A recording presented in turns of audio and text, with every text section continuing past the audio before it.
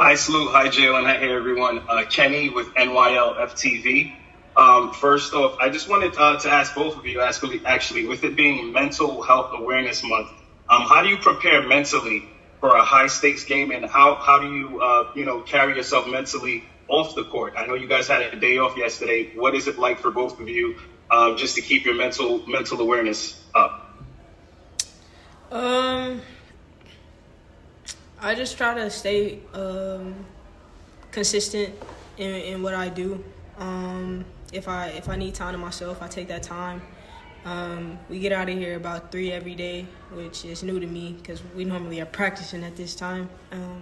But just, taking care of myself, talking to people if I need to talk to someone. I have a therapist, and just not being afraid to ask questions and ask for help if I need it, especially with this transition from college to the pros, and it's happening so fast. Like, we was just playing in March Madness a month ago, so it happened so fast. But just leaning on the people around me. Yeah, for me, it's really similar. I take the time to disconnect when we do have off days. Just that's kind of been an adjustment later in my career, just being able to disconnect and take, a day to just do things that you enjoy, spend time with your family.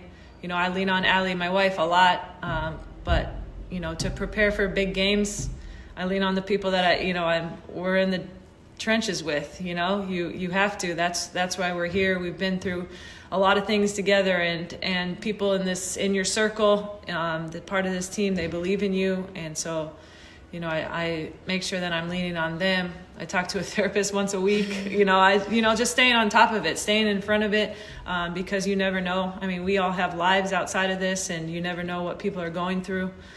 So it's not always just to come in here and it's a sanctuary. We love to think that, but sometimes you bring things in with you, and it's heavy and it's hard to perform at that level. So making sure that you're taking care of me first. That's what it's all about. And that's awesome. And you, as the elder stateswoman of the team this year, has anybody, any of the rookies, reached out to you for any advice? And have you provided anyone advice? And has anyone just kind of leaned on you just for this upcoming season? It's still early. In terms of on the court, yes, she's one of the best at that. Like she said, she asks a lot of questions. She's trying to absorb as much as she can, and she knows to go to the vets. But like I said, it's still early and it's all fresh. I think more will come later on as the season goes on. Things get a little bit tougher. And my last one for Jaylyn. Can you just speak about how it's been? First of all, congratulations on being invited to the training camp. Can you speak about what it's been like competing against these players, competing against other people trying to get these roster spots? And has there been any, rookie hazing? I see all little rookies wearing Sabrinas. Were you guys hazed into wearing Sabrina ones for training camp, or No, what was it like? I got these in college actually, so that was nothing. It wasn't no hazing for that. But no, it's just a great opportunity. Like she said, I'm just trying to soak up as much information as possible, especially playing the point guard position. I think the best thing I can do is soak up as much information as possible, learn my teammates, learn what they like to do, the positions they like to be in. And so I'm just trying to lock in on that, because I know, like I said, with my speed, I know I can create a lot of opportunities, but it's also good to know where people like to get the ball and how to put them in the best position as well to do what they love to do. So I'm just really learning, building relationships. I think I've really stepped outside of my comfort zone at this camp, and just asking questions and talking, because I'm normally, very quiet and introverted. So just, stepping outside of my comfort zone and appreciating this opportunity. Not a lot of people don't get this chance. So regardless of, how the roster shakes out, it's always a blessing to be in a room with so much greatness. And I'm just blessed to be able to say I'm doing that. So. Thank you, Salute.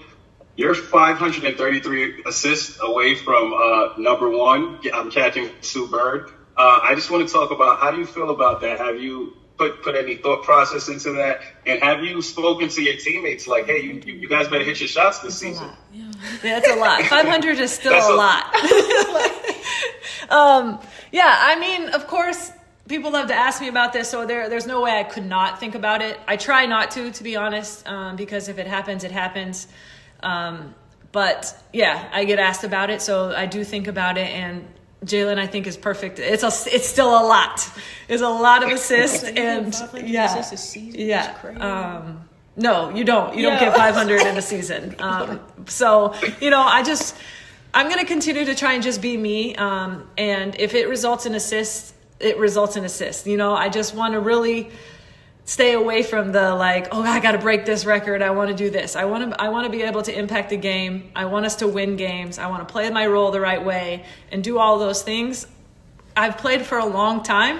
And oftentimes those result in assists. So I'm just going to let that kind of take care of itself, if you will, and just continue to play my game. And if I get there eventually, I definitely won't be there this year. But yeah, eventually, then it is what it is, I guess. Then we'll talk again. How about that? We're rooting for you, and I'm looking forward to questioning you as soon as it happens. Thank you. I appreciate that, Kenny. Great. Thank you all so much.